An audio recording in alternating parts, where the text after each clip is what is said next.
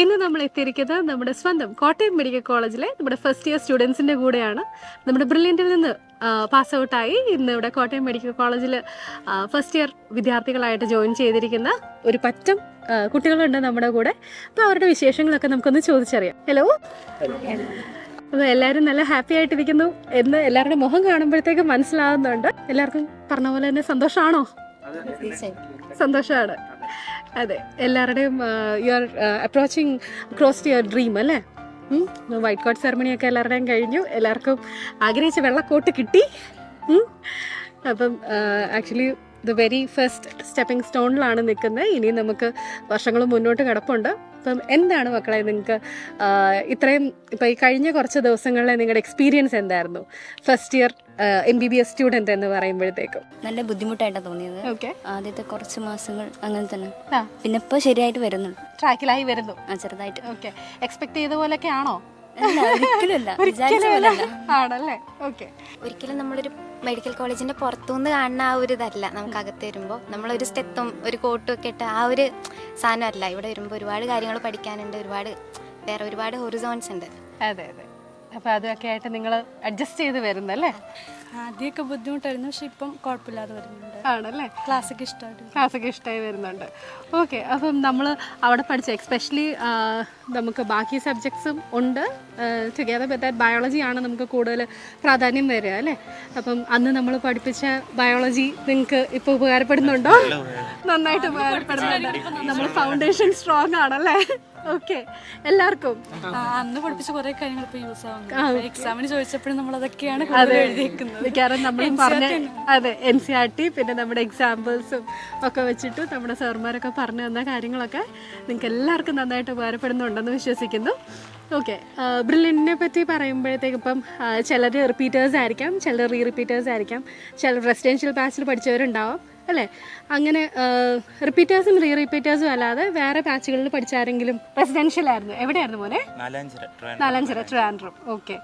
So എന്തായിരുന്നു അവിടുത്തെ experience? അവിടുത്തെ എക്സ്പീരിയൻസ് വെച്ചെന്ന് നമ്മളെല്ലാവരും ഫസ്റ്റ് ടൈം നീറ്റ് എന്നുള്ളൊരു ഗോളിൽ തന്നെ ഒരുമിച്ച് പോകുന്നു, 2 വർഷം ഒരുമിച്ച് ഇങ്ങനെ പഠിക്കുന്നു. ഓക്കെ.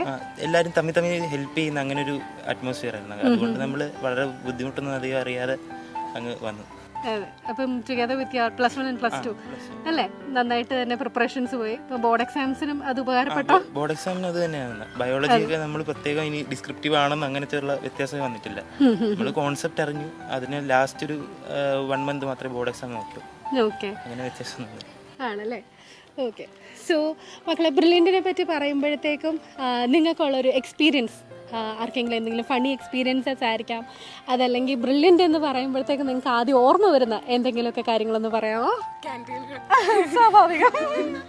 നമുക്ക് ക്യാൻറ്റീൻ അല്ലേ? എപ്പോൾ ഏത് കോളേജിൽ ചെന്നാലും നമ്മുടെ ബ്രില്യൻ്റ് സ്റ്റുഡൻസിൻ്റെ അടുത്ത് ചോദിക്കുമ്പോഴത്തേക്കും അവർ പറയുന്ന 2 കാര്യങ്ങളാണ്. ഒന്ന് ക്ലാസ്സസ്, മറ്റത് ക്യാൻറ്റീൻ.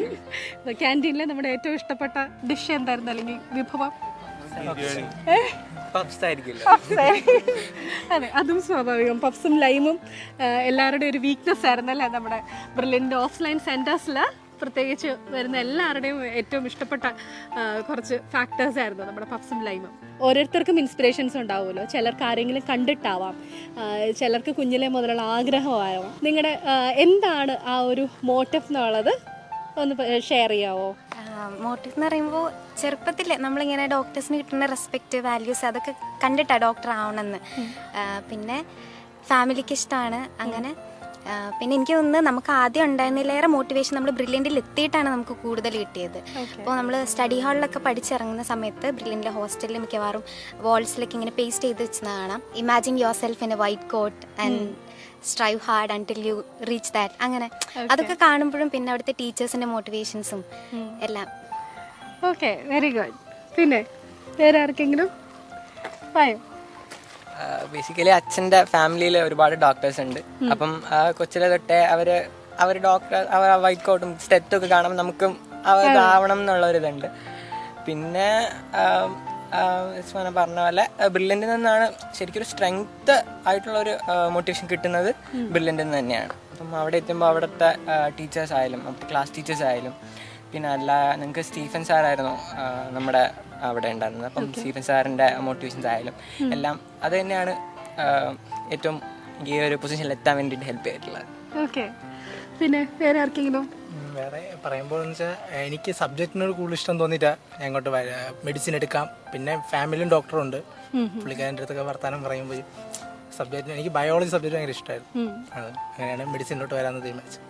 ഓക്കെ, അത് കൊള്ളാം. അപ്പോൾ എല്ലാവരും അവരവരുടെ ഇഷ്ടത്തിന് അല്ലെങ്കിൽ നിങ്ങളുടെ ഒരു ഡ്രീമിന് വേണ്ടിയിട്ടാണ് നിങ്ങളിവിടെ വന്നേക്കുന്നത് അല്ലേ? ഒത്തിരി സന്തോഷം മക്കളെ. കാരണം ഇപ്പം മോള് പറഞ്ഞ പോലെ തന്നെ നമ്മളിപ്പം അവിടെ ബ്രില്യൻറ്റിൽ എക്സ്പീരിയൻസ് ചെയ്യുന്ന ഒരു കാര്യമാണ്, കുഞ്ഞുങ്ങൾ നമുക്ക് എന്തെങ്കിലും ഗിഫ്റ്റ് തരുമ്പോഴത്തേക്കും ദേ അഡ്രസ് ദംസെൽസ് ആസ് ഡോക്ടേഴ്സ്. ഇപ്പോൾ ഒരു പേര് എഴുതുമ്പോഴത്തേക്കും ഡോക്ടർ എന്നും പറഞ്ഞിട്ട് അവർ പേര് എഴുതി കൊണ്ട് തരികയാണ്. കാരണം അതിനു മാത്രം ആഗ്രഹമാണ് കുഞ്ഞുങ്ങൾക്ക് ഈ ഒരു പൊസിഷനിലേക്ക് എത്തണം എന്നുള്ളത്. അപ്പം നിങ്ങളൊക്കെ എന്നാ പറയുന്നത്, അവർക്കൊരു വഴികാട്ടികളായിട്ട് ഇപ്പം മുന്നേ നിൽക്കുകയാണ്, പ്രീവിയസ് ഇയർ സ്റ്റുഡൻസ് എന്ന് പറയുമ്പോഴത്തേക്കും അല്ലേ? അപ്പം കുഞ്ഞുങ്ങൾക്ക് സത്യം പറഞ്ഞാൽ ഭയങ്കര സന്തോഷമാണ് നമ്മുടെ മുന്നുള്ള കുട്ടികളുടെ വീഡിയോസൊക്കെ കാണുമ്പോഴത്തേക്കും ഇത്രയധികം കുഞ്ഞുങ്ങൾ ഇവിടുന്ന് പഠിച്ച് അവർക്ക് കിട്ടിയല്ലോ, അപ്പോൾ പിന്നെ നമുക്കും കിട്ടും എന്നൊക്കെ ഉള്ളൊരു സന്തോഷമാണ് അവരുടെ മുഖത്ത്. അപ്പം നമ്മുടെ അനിയന്മാർക്കും അനിയത്തിമാർക്കും ഒക്കെ വേണ്ടിയിട്ട് എന്തെങ്കിലുമൊക്കെ ടിപ്സ് ആൻഡ് ട്രിക്സ് മക്കളൊന്ന് ഷെയർ ചെയ്യാവോ? ആദ്യം തന്നെ NCERT നമ്മൾ മെയിനായിട്ട് പഠിക്കേണ്ടത്. അപ്പം NCERTയിലെ എല്ലാ പോയിന്റ്സും കഴിഞ്ഞിട്ട് നമുക്ക് അല്ലാത്ത എന്തെങ്കിലും റെഫർ ചെയ്യാം. അതേപോലെ നമ്മൾ ഈ ടെൻഷൻ അതേപോലെ കാര്യങ്ങളൊക്കെ മാക്സിമം അവോയ്ഡ് ചെയ്യാൻ. പിന്നെ ഷോർട്ട് പോയിന്റ് ഒക്കെ ഉണ്ടാക്കി വെച്ചാൽ NCERT നമ്മൾ റെഫർ ചെയ്ത് ഇപ്പോൾ ടേബിൾസ് ഡയഗ്രാംസ് ഉണ്ട്, അപ്പോൾ അതിൽ നിന്നൊക്കെ ചോദ്യം വരാറുണ്ട്. അതിന്റെ അടിയിൽ എഴുതിയിട്ട് ഇങ്ങനെ എന്തെങ്കിലും എക്സ്പ്ലനേഷൻ അതിൽ നിന്നൊക്കെ നോക്കാം. ചെറിയ ചെറിയ നമ്മുടേതായിട്ടുള്ള ഷോർട്ട് നോട്ട്സ് എഴുതാൻ. Okay, very good. പിന്നെ വേറെ ആർക്കെങ്കിലും? പേടിച്ച് കുളവാക്കാതിരിക്കുക എന്നുള്ളതേ ഉള്ളൂ. അതെ, കാരണം നമ്മൾ പഠിച്ചത് വൃത്തിയായിട്ട് പഠിച്ചിരിക്കുക. അത് പിന്നെ പേടി കാരണം കുളവാക്കി കഴിഞ്ഞാൽ മാർക്കൊക്കെ നമുക്ക് താഴെ പോകും. അത് പോവാതിരിക്കാൻ നോക്കുക എന്നുള്ളത്. അതെ, ആ ഒരു കൺസിസ്റ്റൻസി നമ്മൾ മെയിൻറ്റെയിൻ ചെയ്ത് പോവാം നമ്മൾ പഠിക്കുന്ന കാര്യത്തിൽ അല്ലേ? ഓക്കെ, പിന്നെ മറ്റെന്തെങ്കിലും രസകരമായിട്ടുള്ള അനുഭവങ്ങൾ ബ്രില്യൻറ്റിൽ നിങ്ങൾക്ക് ഷെയർ ചെയ്യാനായിട്ടുണ്ടോ? ക്ലാസ് ടീച്ചറായിട്ട് വന്നേക്കുന്ന അനുശ്രീ മാം ആയിരുന്നു. മാമാണ് എനിക്ക് ഏറ്റവും കൂടുതൽ സപ്പോർട്ട് തന്നെ. മാം അവസാന സമയത്ത് എനിക്കും ഇതേപോലെ ഭയങ്കര ടെൻഷനായിരുന്നു. അവസാനം കരയിലും ഇങ്ങനത്തെ കുഴപ്പങ്ങളൊക്കെ. അങ്ങനെ അവസാനം എക്സാം ഹാളിൽ കയറുന്നതിന് മുമ്പ് മാമിനെ വിളിച്ചു, മാം അനുഗ്രഹിച്ചു വിട്ടു. അവസാനം ജസ്റ്റ് എക്സാം കഴിഞ്ഞതിന് ശേഷം എനിക്ക് നല്ല റിസൾട്ടിൽ എത്താൻ പറ്റി. മാമിനോട് ആ ഒരു താങ്ക്സ് ഞാൻ ഈ ഒരു വീഡിയോയിലൂടെ എക്സ്പ്രസ് ചെയ്യുന്നു. ഓക്കെ, എനിക്ക് തോന്നുന്നു അനുശ്രീ മാമിന് കിട്ടുന്ന ഏറ്റവും വലിയൊരു കോംപ്ലിമെന്റ് ആയിരിക്കും അല്ലേ? കാരണം ഒരു വർഷത്തിന് ശേഷം ഒരു കുഞ്ഞു ഇത് ഓർത്ത് പറയാന്ന് പറയുന്നത്. മോന്റെ പേരെങ്ങനെയായിരുന്നു? കാർത്തിക്. ഏത് ബാച്ചായിരുന്നു? കോഴിക്കോടായിരുന്നു. കോഴിക്കോടായിരുന്നു. ഓക്കെ, അപ്പം പ്രത്യേകം മെൻഷൻ ടു അനുശ്രീ മാം. കാരണം നമ്മുടെ മെൻറ്റേഴ്സിനെ പറ്റി എല്ലാവരും പ്രത്യേകം മെൻഷൻ ചെയ്യുന്നതാണ്. എവിടെ ചെന്നാലും കുഞ്ഞുങ്ങൾ പറയുന്ന ഒരു കാര്യമാണ് മെൻറ്റേഴ്സിൻ്റെ അവരുടെ ഒരു സപ്പോർട്ട് എന്ന് പറയുന്നത്. ശരിക്കും പറഞ്ഞു കഴിഞ്ഞാൽ അവർ നിങ്ങളെ ഇങ്ങനെ മോൾഡ് ചെയ്ത് അല്ലെങ്കിൽ നിങ്ങളുടെ ഓരോ ആവശ്യത്തിനും കൂടെ നടക്കുകയാണല്ലേ മെൻറ്റേഴ്സ്. നിങ്ങൾക്ക് എന്തെങ്കിലും ഒരു ബുദ്ധിമുട്ട് വന്നാലോ അല്ലെങ്കിൽ നിങ്ങൾക്കൊരു സന്തോഷം വന്നാലോ പെട്ടെന്ന് നിങ്ങൾക്ക് പോയി ഒന്ന് എക്സ്പ്രസ് ചെയ്യാൻ പറ്റുന്ന ഒരു ആളെന്ന് പറയുന്നത് നിങ്ങളുടെ മെൻറ്റർ ആയിരിക്കും. അപ്പം with special mention to Anushree ma'am. അതുപോലെ തന്നെ എല്ലാവരുടെയും മെൻറ്റേഴ്സിനെ പ്രത്യേകം ഈ സമയത്ത് ഓർക്കുന്നു. നമുക്ക് വിലമതിക്കാനാവാത്ത അവരുടെ വർക്ക് അതെല്ലാം നമുക്ക് ഈ സമയത്ത് പ്രത്യേകം ഓർക്കുന്നു. ഓക്കെ, സോ ഇനി വേറെ എന്തെങ്കിലും നല്ല നല്ല ഓർമ്മകൾ ബ്രില്യൻറ്റുമായിട്ട് ബന്ധപ്പെട്ട്? ഹോസ്റ്റൽ അവിടെ വാർഡന്മാരുണ്ട്. ഓക്കെ, എനിക്ക് വാർഡന്മാർ നല്ല സപ്പോർട്ടായിരുന്നു. നമ്മള് ഇപ്പൊ 10 hours മാക്സിമം സെന്ററിലും ബാക്കി അവേഴ്സ് മൊത്തം ഹോസ്റ്റലായിരുന്നു. അപ്പൊ ഞങ്ങളെ ട്രിവാൻഡ്രം സെന്റർ എന്ന് പറയുമ്പോൾ ചെറിയ ക്യാമ്പസ് ആയിരുന്നു, കൂടുതൽ ക്ലാസ് ഹോസ്റ്റൽ അങ്ങനെ. ഓക്കെ, ഇപ്പൊ നമുക്ക് ട്രിവാൻഡ്രം സെന്റർ വിശദീകരിച്ചല്ലോ. അതെ, ഓക്കെ. എന്നിട്ട് പോയായിരുന്നു? ഞങ്ങൾ ഓണ സെലിബ്രേഷൻ അവിടെ ഉണ്ടായിരുന്നു. Very good. ഞങ്ങളെല്ലാവരും ഗെറ്റ് ടുഗദർ വെച്ചിരുന്നു. ഓണ സെലിബ്രേഷൻ അവിടെ ആയിരുന്നു. അത് കൊള്ളാം. അപ്പൊ നിങ്ങൾ സെയിം ഒരുമിച്ച് പഠിച്ചവരാരെങ്കിലും ഒക്കെ ഇവിടെ തന്നെ ഉണ്ടോ? ഒരുമിച്ച് ഒരേ ക്യാമ്പസിൽ തന്നെ പഠിച്ചവർ? നിങ്ങൾ ഒരുമിച്ച് പഠിച്ചതാണ്. നിങ്ങൾ രണ്ടുപേരും കോഴിക്കോട്? ഓക്കെ. പിന്നെ വേറെ ആരും നിങ്ങളുടെ ക്ലാസ്സിലുണ്ടോ? ഒരേ ക്ലാസ്സിൽ പഠിച്ചവരും ഒക്കെ ഉണ്ട്. പ്രത്യേകിച്ച് ഒന്നുകൂടെ രസമാണല്ലേ നമുക്ക് അറിയാവുന്ന ഒരാളെ പെട്ടെന്ന് ക്ലാസ്സിൽ കാണുമ്പോഴത്തേക്കും. ഓക്കെ, അവിടെ വർക്ക് ചെയ്യുന്ന ഓരോ ആൾക്കാരും അവരുടേതായ കോൺട്രിബ്യൂഷൻ സെൽഫ്ലെസ് ആയിട്ട് ചെയ്യുന്നത് കൊണ്ടാണ് നമ്മുടെ ഇൻസ്റ്റിറ്റ്യൂഷൻ ഇത്ര ഭംഗിയായിട്ട് ഓരോ കാര്യങ്ങളും കോർഡിനേറ്റ് ചെയ്യുന്നത് അല്ലേ? ഇനി നമ്മുടെ പ്രൊഫസേഴ്സിനെ പറ്റി പറയുമ്പോഴത്തേക്കും നിങ്ങൾ ഓർക്കുന്ന ഒരുമാതിരി എല്ലാവരെയും തന്നെ നിങ്ങൾ ഓർക്കുന്നുണ്ടാവും. അവരെ പറ്റിയുള്ള നിങ്ങളുടെ നല്ല മൊമെന്റ്സ് ഒന്ന് ഷെയർ ചെയ്യാവോ? അല്ലെങ്കിൽ എന്തെങ്കിലും ക്ലാസ്സുകളായിരിക്കാം. അപ്പം ഇവിടെ വന്ന് നിങ്ങൾ അവർ പഠിപ്പിച്ച എന്തെങ്കിലും ഒരു കാര്യം ഇവിടെ വന്ന് പഠിച്ചു കഴിഞ്ഞപ്പോഴത്തേക്കും നിങ്ങൾക്ക് അത് കുറച്ചും കൂടെ പെട്ടെന്ന് മനസ്സിലാക്കാനോ അല്ലെങ്കിൽ ചിലപ്പോൾ ആ ഒരു ഭാഗം പഠിപ്പിച്ചപ്പോഴത്തേക്കും പെട്ടെന്ന് അവരെ ഓർമ്മ വരുമോ? അങ്ങനെയൊക്കെ ചെയ്തിട്ടുണ്ടോ? ഇപ്പൊ ഏതാ നിങ്ങൾക്ക് ഇപ്പം ഇവിടെ ടോപ്പിക്ക് പോയിക്കൊണ്ടിരിക്കുന്നത്? നമുക്ക് എക്സാം നടക്കായിരുന്നു. ഓക്കെ, ബയോകെമിസ്ട്രി ആയിരുന്നു. ബയോകെമിസ്ട്രിയിൽ ഗ്ലൈക്കോലിസിസ് ഒക്കെ പഠിപ്പിച്ചപ്പോ എനിക്ക് നമ്മുടെ പഴയ +2 ഓർമ്മ വന്നു. +2 തന്നെ എഴുതിയത്. റോഷനിസിന്റെ ക്ലാസ് ഓർമ്മ. മാമിന്റെ നോട്ടൊക്കെയാണ് റെഫർ ചെയ്ത് ഇപ്പോഴും നമ്മളത് റെഫർ ചെയ്യുന്നുണ്ട്. അപ്പൊ മാമിന്റെ നോട്ടും മാം തന്നൊരു സ്ട്രോങ് ഫൗണ്ടേഷനിലാണ് നമ്മള് ബാക്കിയുള്ളതെല്ലാം കിട്ടിപ്പോകുന്നത്. അതെ, അതാണ് ശരിക്കും നമ്മുടെ ഫൗണ്ടേഷൻ ശരിയല്ല എങ്കിൽ എന്തുമാത്രം നമ്മൾ അതിനകത്തിട്ട് പണിതിട്ടും പ്രത്യേകിച്ച് വലിയൊരു കാര്യമില്ല അല്ലേ എന്ന് പറയുന്നത് വളരെയധികം കറക്റ്റായിട്ടുള്ള ഒരു കാര്യമാണ്. അപ്പം നിങ്ങൾക്ക് സത്യം പറഞ്ഞു കഴിഞ്ഞാൽ ബ്രില്യൻ്റിൽ നിന്ന് എല്ലാവരുടെയും ഫൗണ്ടേഷൻ ശരിയായിട്ടുണ്ട് എന്ന് ഞാൻ വിശ്വസിക്കുന്നു. അപ്പാർട്ട് ഫ്രം ബയോളജി നിങ്ങൾക്ക് വേറെ ഏത് സബ്ജക്റ്റാണ്? ഫ്രം ഫിസിക്സ് ആണോ കെമിസ്ട്രി ആണോ താല്പര്യം ഉണ്ടായിരുന്നത്? Chemistry, physics, physics, physics, physics, physics, physics physics, physics, physics, physics. ഒരു കെമിസ്ട്രി ഉണ്ടായിരുന്നുള്ളൂ. അത് കൊള്ളാലോ. ഓക്കെ, ഇനി ബോട്ടണി ആൻഡ് സുവോളജി. സുവോളജി എല്ലാവർക്കും. ആഹാ, ഓക്കെ. ഇപ്പൊ ചില ടോപ്പിക്സ് ഒക്കെ നമുക്ക് വളരെ കോമൺ ആയിട്ട് ബോട്ടണിയും സുവോളജിയും എല്ലാമായിട്ട് വരുന്നുള്ളൂ. നമ്മുടെ ലൈക് ജെനറ്റിക്സ്, അതുപോലെ മോളിക്കുലർ ബേസിസ്, യെസ്, റെസ്പിറേഷൻ നമ്മുടെ എയറോബിക് അനറോബിക് പാർട്ടൊക്കെ. ഓക്കെ, അപ്പം അതൊക്കെ നിങ്ങളിപ്പോൾ പയ്യെ ഓരോന്നിൻ്റെയും വളരെ ഡീറ്റെയിൽഡ് ആയിട്ടുള്ള ആസ്പെക്ട്സ് നിങ്ങൾ പഠിച്ചു തുടങ്ങുകയാണ് അല്ലേ?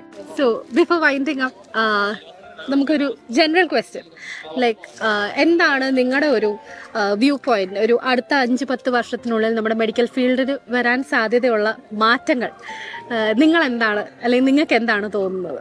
സാച്ചുറേഷൻ ആവുമോ? എങ്ങനെയാണ് നിങ്ങൾക്ക് എന്താ തോന്നുന്നത്? ഇപ്പം ഇപ്പോൾ ഈ പുതിയതായിട്ട് എൻട്രൻസ് കൂടെ വന്നിട്ടുണ്ട് നെക്സ്റ്റ്, അതും കൂടെ പാസ്സായാലും നമുക്ക് ഗ്രാജുവേഷൻ കിട്ടത്തുള്ളൂ. അപ്പോൾ നമ്മൾ ആദ്യം മുതലേ സ്ട്രോങ് ഫൗണ്ടേഷൻ കിട്ടിപ്പോയാലേ അതൊക്കെ ക്ലിയർ ചെയ്ത് അടുത്ത് PG സീറ്റ് അക്യൂർ ചെയ്യാൻ പറ്റും. ഓക്കെ, അപ്പം പിന്നെ നമ്മളൊരു കോമ്പറ്റേറ്റീവ് വേൾഡിലേക്ക് തന്നെയാണ് നിൽക്കുന്നത് അല്ലേ? ഇപ്പം നിറയെ കോമ്പറ്റീഷൻസ് എല്ലാ സൈഡിൽ നിന്നും. ഇപ്പം ഒരു MBBS കഴിഞ്ഞ് ഒരു PG അക്വയർ ചെയ്യണമെന്നുണ്ടെങ്കിലും you have to face another competitive exam. Okay, പിന്നെ മറ്റെന്തെങ്കിലുമൊക്കെ ചേഞ്ചസ് നിങ്ങൾ പ്രതീക്ഷിക്കുന്നുണ്ടോ? എന്തെങ്കിലും തരത്തിലുള്ള നല്ല മാറ്റങ്ങളോ, അല്ലെങ്കിൽ മെഡിക്കൽ ഫീൽഡിന് ഈ ഒരു 5-10 വർഷത്തിനുള്ളിൽ നിങ്ങൾ പാസ് ഔട്ട് ആവുന്ന സമയത്ത് എന്തെങ്കിലുമൊക്കെ വ്യത്യാസങ്ങൾ വരുമെന്ന് നിങ്ങൾക്ക് തോന്നുന്നുണ്ടോ? അപ്പോൾ ഡോക്ടേഴ്സിനെതിരെ നടക്കുന്ന അക്രമങ്ങളൊക്കെ കുറേ ചാൻസസ് ഉണ്ട്. കുറേ കൂടെ സെക്യൂരിറ്റി നമുക്ക് കിട്ടുന്ന ഒരു പ്രതീക്ഷയുണ്ട്. ഗവൺമെന്റ് അതിനു വേണ്ടിയുള്ള ഇനിഷ്യേറ്റീവ്സ് എടുക്കുമെന്ന് നമുക്ക് തോന്നുന്നുണ്ട്. പോരാത്തതിന് നമ്മളിത് പഠിച്ചു കഴിഞ്ഞിട്ട് ഇറങ്ങുന്നത് വീണ്ടും ഒരു കോമ്പറ്റേറ്റീവ് വേൾഡിലേക്കാണ്. അത് അവിടെ നമ്മുടെ ഏജിലുള്ള ആൾക്കാരായിരിക്കില്ല, നമ്മളെക്കാളും 10 വയസ്സിന് മുകളിലും താഴെയുള്ള ആൾക്കാരുടെ അടുക്കാണ് നമ്മൾ കോമ്പറ്റ് ചെയ്യുന്നത്. അവിടെ പിടിച്ചു വെക്കാണ്. സോ മക്കളെ, നിങ്ങളെല്ലാവരും നിങ്ങളുടെ ആ ഒരു ഡ്രീമിലേക്ക് കൂടുതൽ അടുത്തോണ്ടിരിക്കുകയാണ് അല്ലേ? ഇപ്പം MBBS എന്ന് പറയുന്ന, അല്ലെങ്കിൽ MBBS സീറ്റ് എന്ന് പറയുന്ന നിങ്ങളുടെ സ്വപ്നം പൂണിഞ്ഞു. ഇനിയും നിങ്ങളുടെ മുന്നിൽ ഒരു ഡോക്ടർ എന്ന് പറയുന്ന ഒരു പദവിയാണ് കിടക്കുന്നത്. അപ്പോൾ അതിന് വേണ്ടിയിട്ടുള്ള നിങ്ങളുടെ എല്ലാ പരിശ്രമങ്ങളും ഈ ഒരു 4-5 വർഷം നിങ്ങളെടുക്കുന്ന എല്ലാ എഫേർട്ടും ഫലവത്താവട്ടെ എന്ന് ആശംസിക്കുന്നു. പിന്നെ ഇപ്പം തന്നെ ചെറിയ രീതിയിൽ നമുക്ക് ഇഷ്ടമുള്ള ചില ഫീൽഡുകളൊക്കെ നമുക്ക് തോന്നിയിട്ടുണ്ടാവും അല്ലേ? ബ്രാഞ്ചസ് ഒക്കെ ഓരോരുത്തരുടെയും ആഗ്രഹങ്ങൾ വ്യത്യാസമായിരിക്കാം. അപ്പം എല്ലാവർക്കും ആ പറയുന്ന അവരവർക്ക് ഇഷ്ടമുള്ള ഫീൽഡുകളെല്ലാം തന്നെ അവരവർക്ക് കിട്ടട്ടെ എന്ന് പ്രത്യേകം പ്രാർത്ഥിക്കുന്നു. So wishing you all the very best. Thank you. Entrance സംബന്ധമായ വാർത്തകളും അപ്ഡേഷനുകളും ഏറ്റവും വേഗം ആധികാരികമായി അറിയാൻ ബ്രില്യൻ സ്റ്റഡി സെന്റർ പാല യൂട്യൂബ് ചാനൽ സബ്സ്ക്രൈബ് ചെയ്യുക, ബെൽ ഐക്കൺ അമർത്തുക, ഈ വീഡിയോ മറ്റു സുഹൃത്തുക്കളിലേക്കും മാക്സിമം ഷെയർ ചെയ്യുക.